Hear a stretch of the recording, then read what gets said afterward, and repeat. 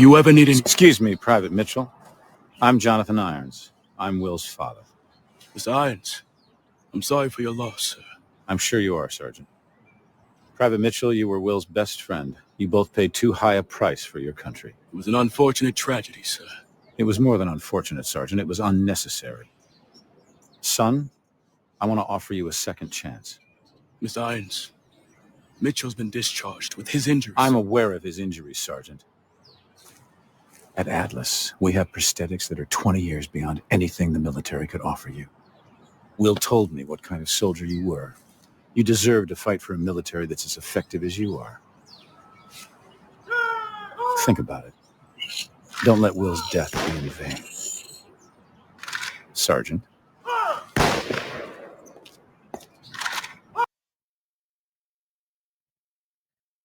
Good day, ladies and gentlemen. Welcome to another video here on the SSA Philosophy channel, where we dive into the philosophy of characters from video games to TV shows to movies, etc., etc. So, of course, in today's video, we are going to be going over the philosophy of the character known as Jonathan Irons from Call of Duty Advanced Warfare. And as always, ladies and gentlemen, let's not waste any time. Let us go on ahead and let us begin. So, Jonathan Irons, a fictional character from Call of Duty Advanced Warfare, represents one of the most complex embodiments of power and ethical ambiguity in gaming narratives. Portrayed as both a visionary and a ruthless pragmatist, Irons exemplifies the morally gray zone of a world where corporations grow more powerful than governments. His character is defined by a philosophy that mixes extreme realism with a utilitarian approach that values results above all. Irons believes the ends always justify the means, a perspective that ultimately leads him to actions both inspiring and terrifying. In exploring his philosophy, we find a nuanced study of what can happen when the pursuit of power becomes a twisted sense of purpose and duty. This exploration helps us understand the motivations behind Irons' brutal, calculated decisions and his radical vision for a better world under his control.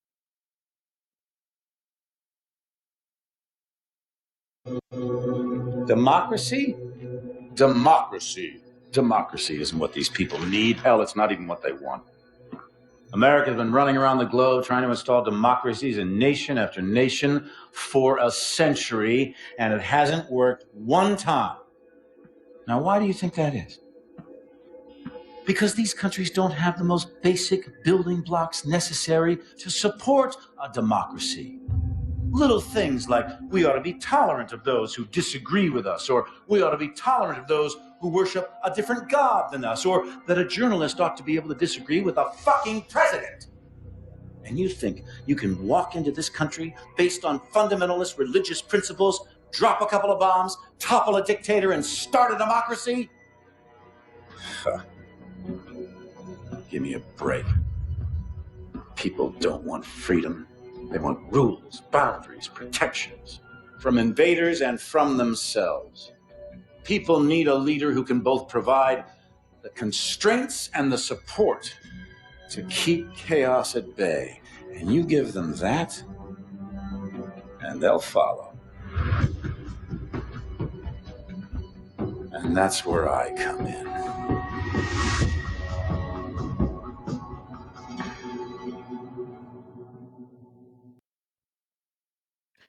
For Jonathan Irons, power is not merely a tool, but a moral imperative. He believes that those capable of wielding power are obligated to do so, shaping a world that he sees as full of chaos and weakness.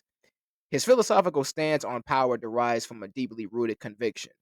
He alone can transform the world into something better, and he must do so by any means necessary.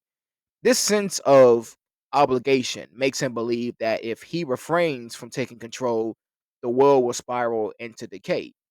So Irons' philosophy here can be connected to a twisted form of noblesse oblige.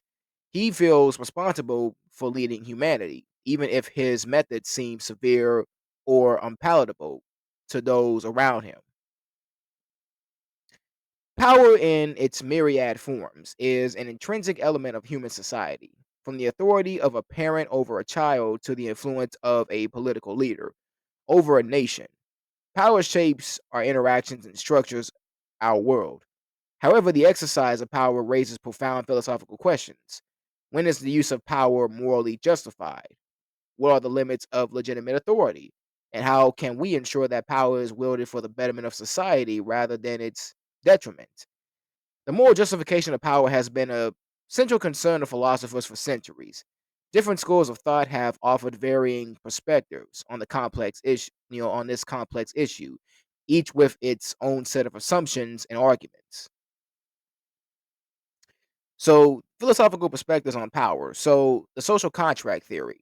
Now, this theory popularized by thinkers like Thomas Hobbes and John Locke argues that individuals in a state of nature form a social contract, giving up some of their individual liberties in exchange for the protection and order provided by a government. The government, as the embodiment of collective will, is granted the authority to use the power to enforce laws and maintain social stability. However, this authority is not absolute and can be revoked if the government fails to fulfill its obligations to the people. The utilitarian perspective. Utilitarianism, championed by Jeremy Bentham and John Stuart Mill, focuses on maximizing overall happiness and minimizing suffering. According to this view, power is justified if it leads to the greatest good for the greatest number of people. This perspective often involves weighing the potential benefits and the harms of a particular use of power and making decisions based on a cost benefit analysis. The deontological approach. So, the ethics of this approach, associated with philosophers like Immanuel Kant, emphasizes the importance of duty and following moral rules, regardless of the consequences. In this framework, power is justified only if it is exercised in accordance with universal moral principles. For example, Kant's categorical imperative demands that we treat others as ends in themselves, never merely as means to an end.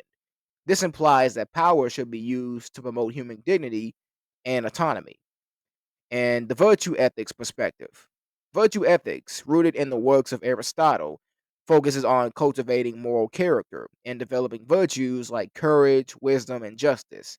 In this view, power is justified when it is used by virtuous individuals who act in accordance with their moral character.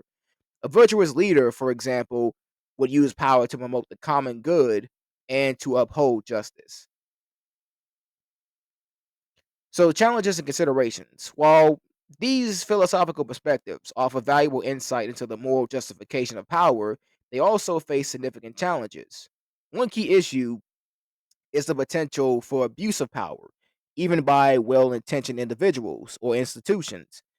Power can corrupt, and those in positions of authority may be tempted to use their power for personal gain or to suppress dissent. Another challenge is the difficulty of determining what constitutes a legitimate use of power in specific situations. Moral dilemmas often arise, requiring careful consideration of competing values and potential consequences. For example, is it morally permissible to use force to prevent terrorism, even if it infringes on individual liberties? The moral justification of power remains a complex and contested topic. While philosophical theories offer valuable frameworks for understanding and evaluating the use of power, there is no easy answer to the question of when power is morally justified. Ultimately, the legitimacy of power depends on a variety of factors, including the intentions of those who wield it, the context in which it's exercised, and the impact it has on individuals and society as a whole. So, as we navigate the complexities of the modern world, it is essential to engage in ongoing dialogue and critical reflection on the moral dimensions of power. By understanding the philosophical underpinnings of power and by promoting ethical leadership and accountability, we can strive to create a just and equitable society.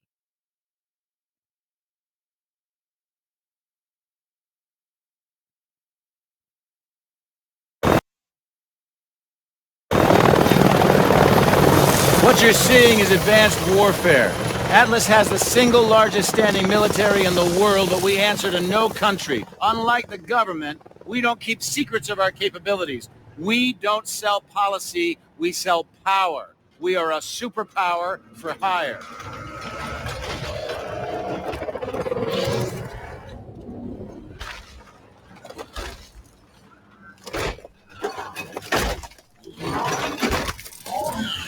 Power isn't just about the ability to destroy. Atlas has built infrastructures in places like Korea, Sierra Leone, Nigeria. We do in a few years what it takes governments decades to accomplish. In fact, the truth is, we're often more effective than the governments that hire us. As my son found out the hard way.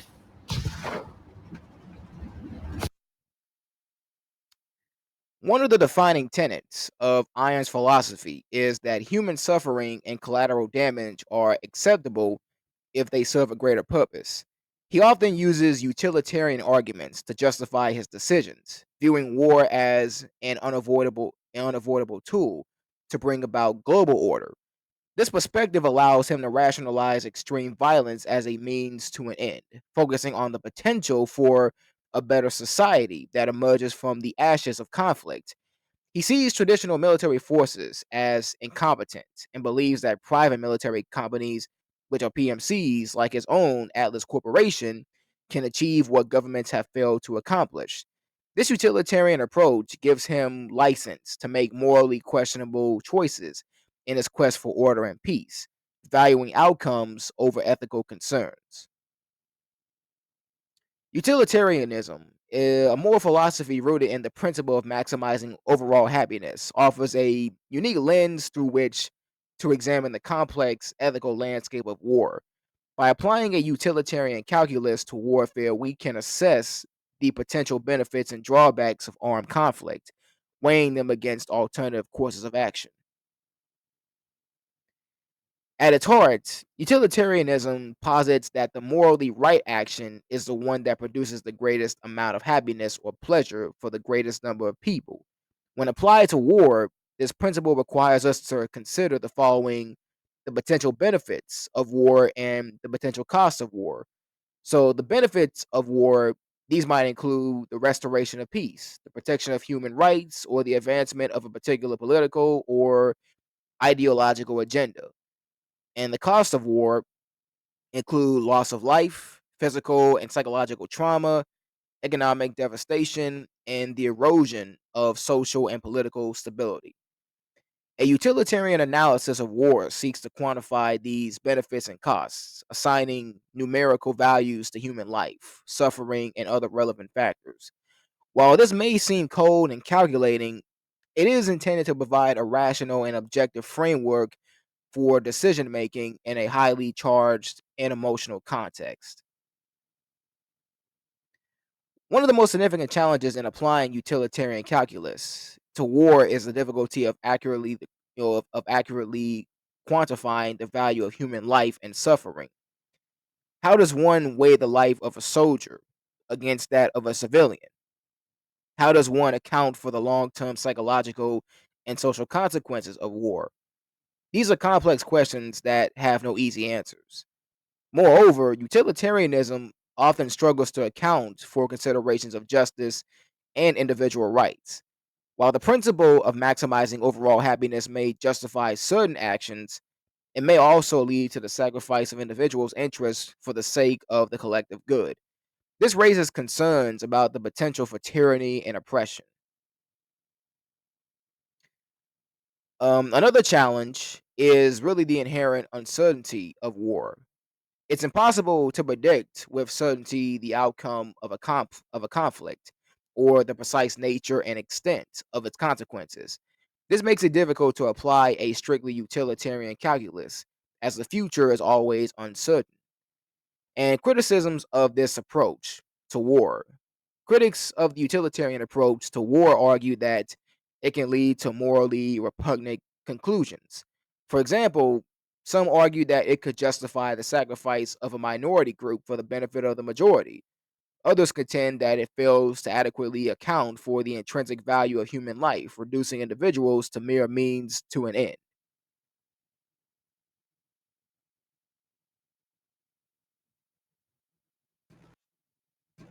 Congratulations, you've achieved what no government was able to. Thank you, Wendy, but the real heroes of the day are the men and women of Atlas. I couldn't be prouder of what they accomplished out there this week. There are rumors that the UN will offer you a seat on the Security Council. Can a life in politics be far behind? Well, I like to get things done, so no. But look at what we've done in New Baghdad. 40 years ago, we pulled out of Iraq with that place in ruins and our tail between our legs. And now, it's a testament to what happens when you put efficiency before bureaucracy. The last 4 years have been huge for you. In the wake of the KVA attacks, Atlas has become the world's biggest corporation. And you now preside over the world's largest standing military. So what's next for Jonathan Irons?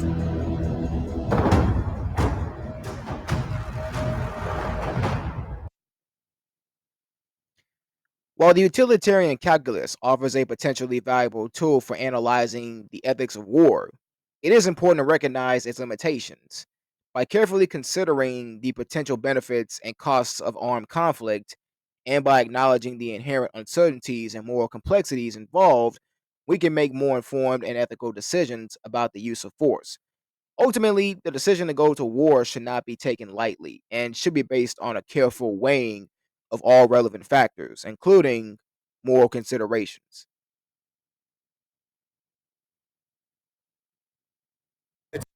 It's a single source. Has the intel been verified? The intel is good. Hades is meeting with his financial backers in Santorini 24 hours from now. Mr. Irons, the protocols for mounting an assault... This man is responsible for 50,000 deaths, General. We are going in. An operation on foreign sovereign soil, it would be an act of war without congressional approval. Atlas is an internationally registered private company. We don't need Congress. Gentlemen, are we operational? We're at the ready, sir. You're the trigger. I want your team on the ground in 6 hours. On whose authority? On my authority!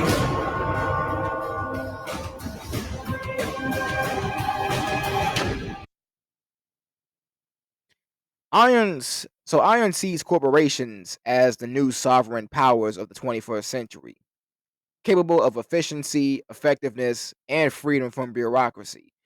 His distrust of governments and political leaders underscores his belief in corporate supremacy. To him, corporations operate under pretty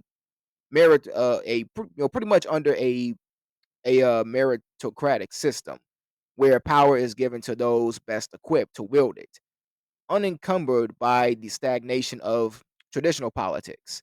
This belief leads him to view Atlas Corporation as a parallel or even superior governmental entity with the right to intervene in global matters.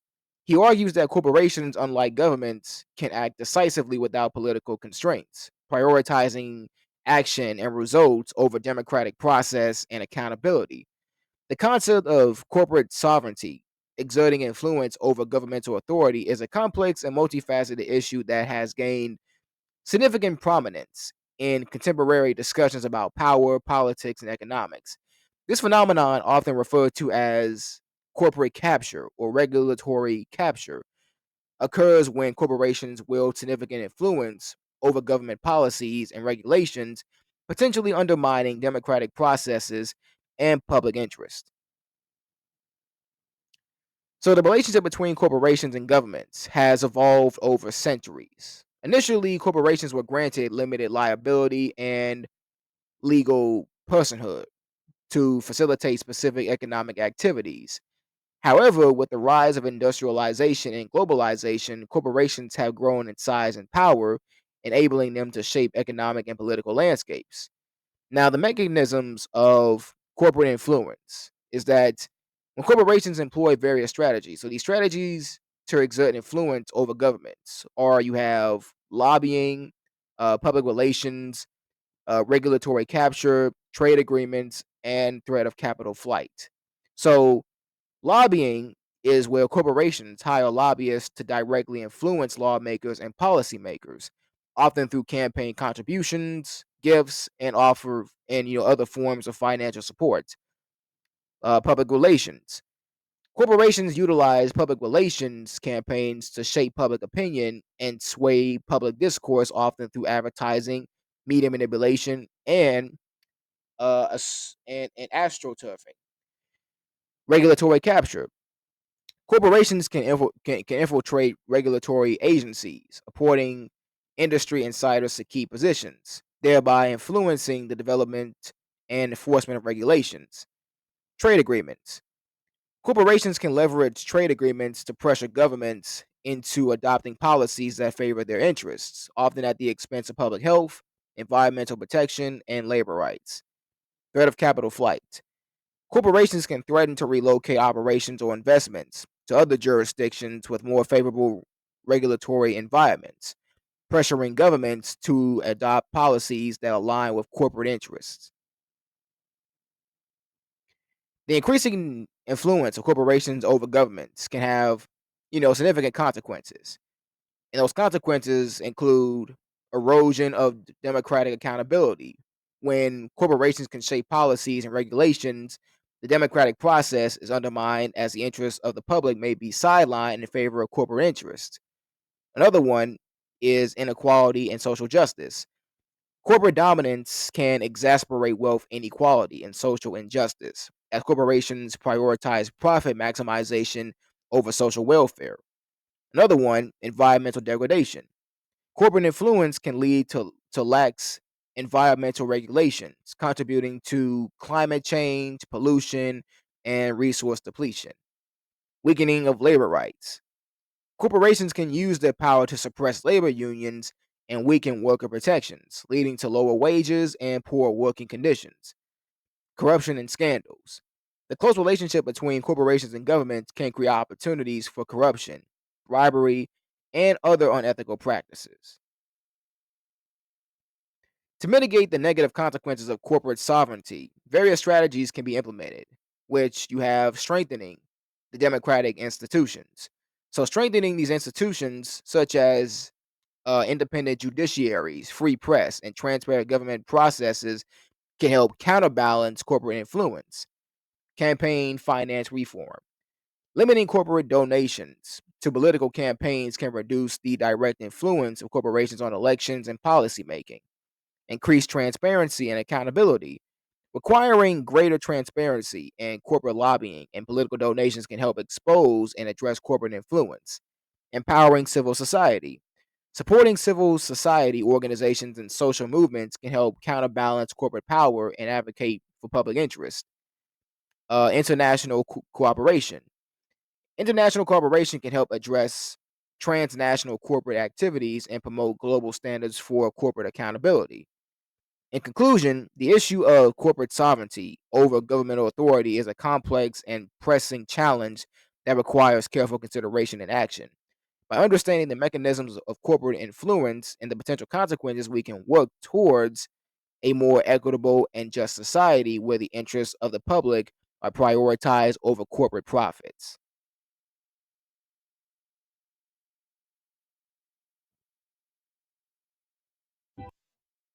Everybody thinks their ideas are right. That's why the people you call terrorists call themselves freedom fighters. The fundamentalists think they're right, the capitalists think they're right, the communists think they're right. And no one will ever convince anyone of anything. And all these honorable men lecturing the world from the floors of congresses and parliaments whose time has long since passed refuse to admit, publicly at least, ideas don't determine who's right. Power determines who's right.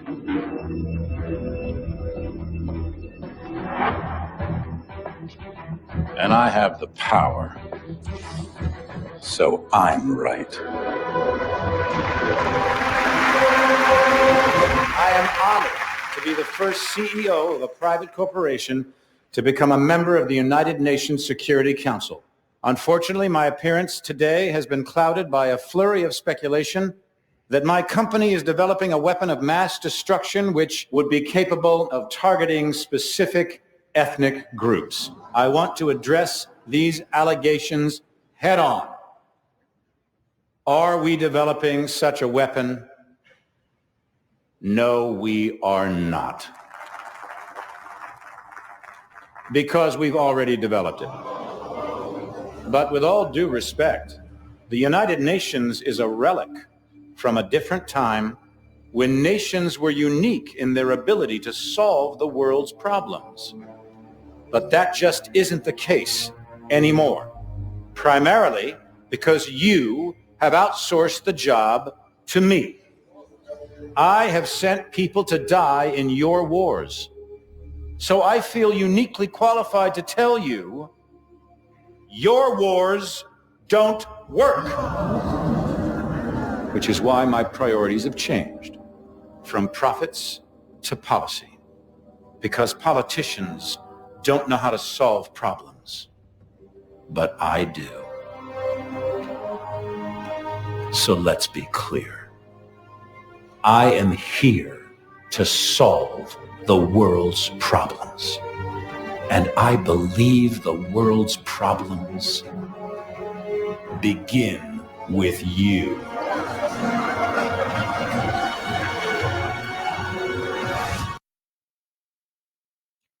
Irons views control not only as a practical necessity, but also as an ethical solution to the disorder he sees in the world.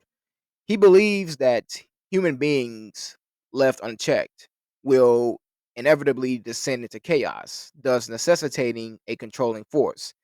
This is not simply about political or military control.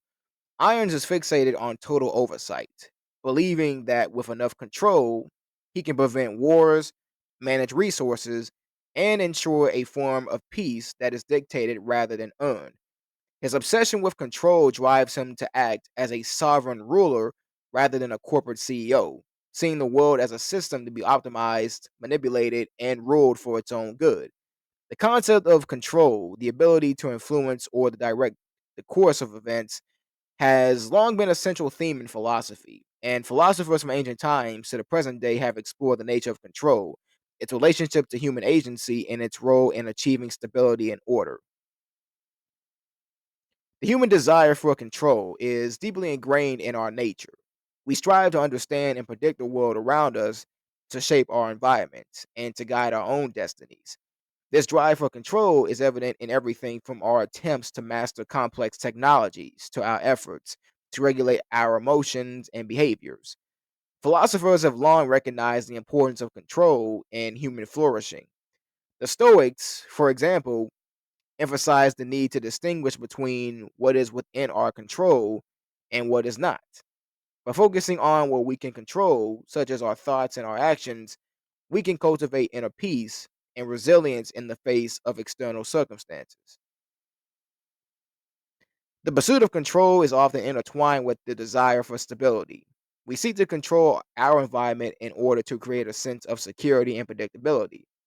This can be seen in everything from our efforts to build stable homes and communities to our attempts to establish stable political and economic systems.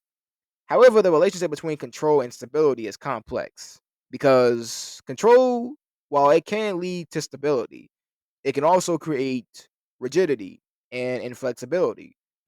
Excessive control can stifle creativity and innovation, and it can lead to a sense of isolation and alienation. One of the central questions in the philosophy of control is the extent to which we can actually control our lives. Some philosophers argue that we have far less control than we think. They point to many factors that are beyond our control, such as natural disasters, economic fluctuations, and the actions of others. Others argue that we have more control than we realize. They emphasize the power of human agency and the ability of individuals to shape their own destinies through their choices and their actions. The pursuit of control also raises important ethical questions.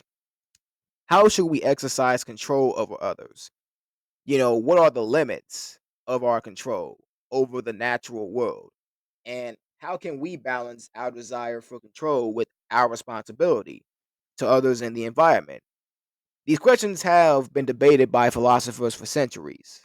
Some argue that we have a moral obligation to use our control to promote the well being of others. Others warn of the dangers of excessive control and the need to respect the autonomy of individuals.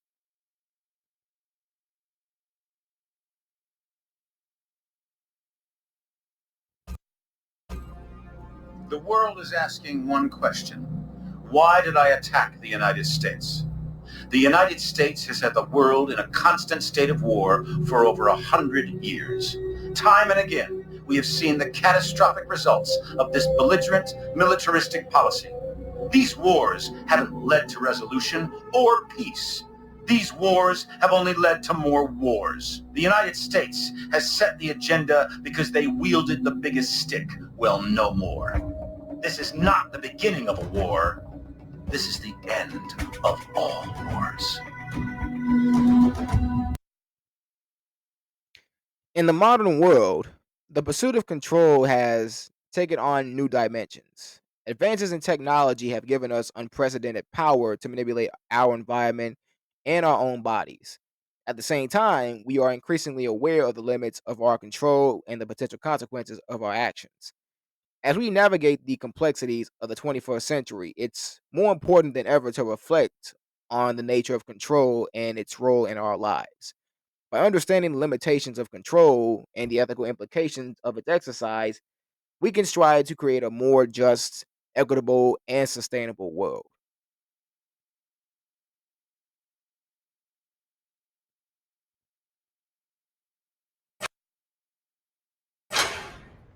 I wanted to meet the man whose mission it was to kill me. Our mission was to stop you.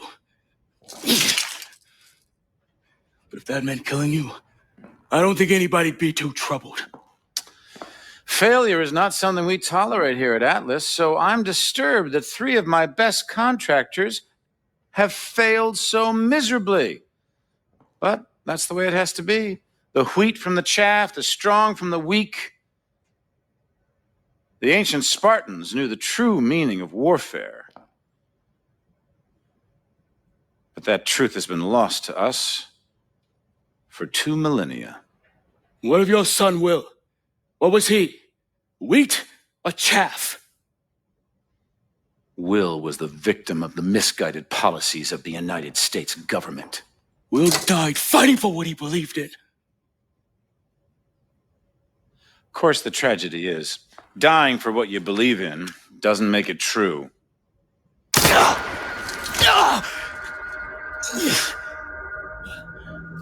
You're not young, but you are strong, Cormac. So I give you 20 minutes to bleed out. Time enough to consider whether it was all worth it.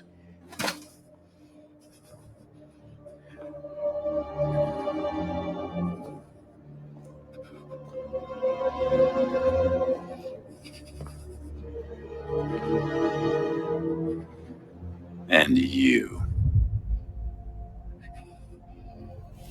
The prodigal son returns.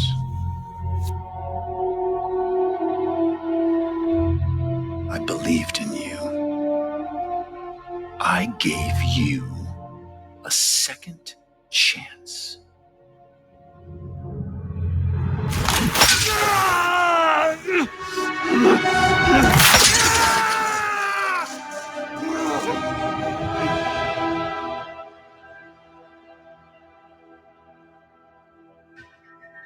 You're nothing like Will.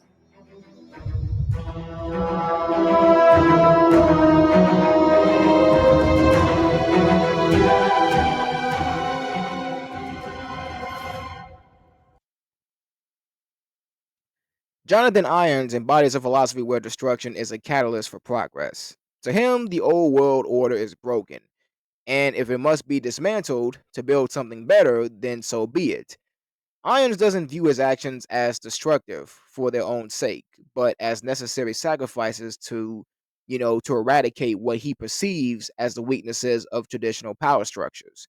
In his mind, the ends justify the means to such an extent that dismantling entire governments is acceptable if it allows for a better, albeit more controlled, future. This principle ties into a broader philosophy that society must undergo radical transformation to evolve, a dangerous line of thinking that mirrors some of history's most destructive leaders, as well as the philosophical premise that the only true path to progress is through total, sometimes violent, reformation. The notion that progress often emerges from destruction is a recurring theme in philosophy, history, and mythology. This idea, often referred to as the dialectic of destruction and progress, suggests that destruction is not merely a negative force, but a necessary catalyst for renewal and advancement. So Heraclitus, the flux of being, the ancient Greek philosopher. So the ancient Greek philosopher Heraclitus famously proclaimed, change is the only constant. He viewed the world as a dynamic process of constant flux, where destruction and creation are intertwined. For Heraclitus, fire, a destructive force, was also a symbol of transformation and renewal. Hegel's dialectic. So, Georg Wilhelm Friedrich Hegel, a 19th century German philosopher, developed a complex dialectical system that involves a triadic process of thesis, antithesis, and synthesis. In this framework, destruction, the antithesis, is essential for the emergence of a new synthesis, a higher level of understanding or being. Nietzsche's will to power. Friedrich Nietzsche, another influential 19th century philosophy, argued that the human will to power is the driving force behind history. This will often manifests as a destructive force, tearing down old structures and values to make way for new ones. Marxist theory, Karl Marx and Friedrich Engels. So in their analysis of history, emphasize the role of class struggle and revolution in driving social progress. And they both argue that the destruction of old social orders is necessary for the emergence of new, more just societies. The role of destruction in progress. So the role that destruction plays in progress is clearing the way for the new. Destruction can remove outdated structures and systems, creating space for innovation and progress. Crisis as catalyst. Periods of crisis, often marked by destruction, can spur rapid change and adaptation. The test of strength. Challenges and adversity can strengthen individuals and societies, leading to greater resilience and growth. The cycle of renewal. Many natural and cultural cycles involve periods of destruction followed by renewal. For example, the seasons, the life cycle, and the rise and fall of civilizations. And the dark side of destruction. While destruction can be a catalyst for progress, it can also lead to suffering, loss, and regression. It's essential to consider the ethical implications of destructive actions and to strive for a balance between destruction and creation.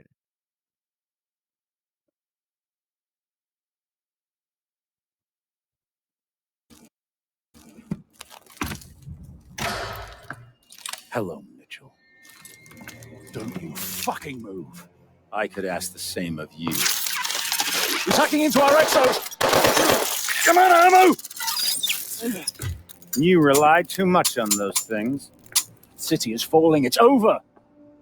What I have started won't end with me. It's bigger than me, and it's certainly bigger than you. You think I'm a monster? That's only because you don't have the conviction to do what's necessary. Necessary. The attack on America. Unleashing Manticore, killing thousands of innocent people. I'm saving the world from itself. When there's no one left to challenge Atlas, there will be no more wars. There had to be sacrifices along the way. Yeah, twisted fucks throughout history have used the same argument. I don't know who stopped the launch. They'll bring this entire building down on top of you. I could have killed you in the prison camp.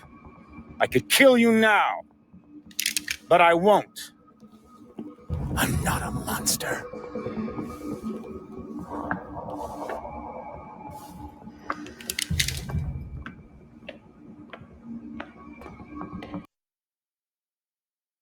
So there are some key questions for all of us to ponder. How can we harness the destructive potential of crisis to foster positive change? What ethical guidelines should govern the use of destructive forces, such as war or technological innovation?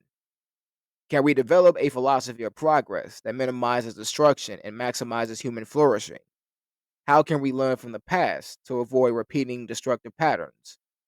By exploring the philosophy of progress through destruction, we gain a deeper understanding of the complex dynamics of history and human nature.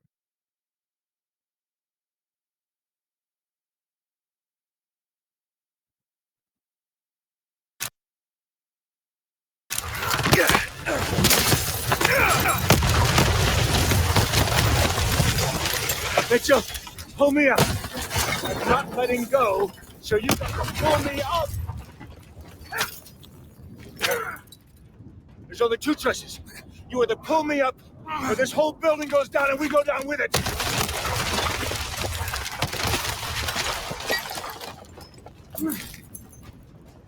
Mitchell! What are you doing? What are you doing? Mitchell! I gave you that arm. Mitchell! I gave you a second chance.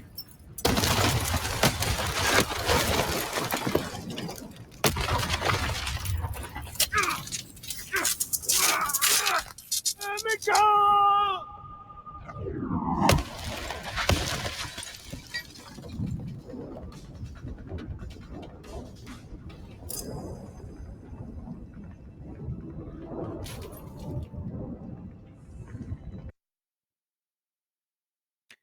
Jonathan Irons is a fascinating study in the philosophy of control, power, and moral compromise.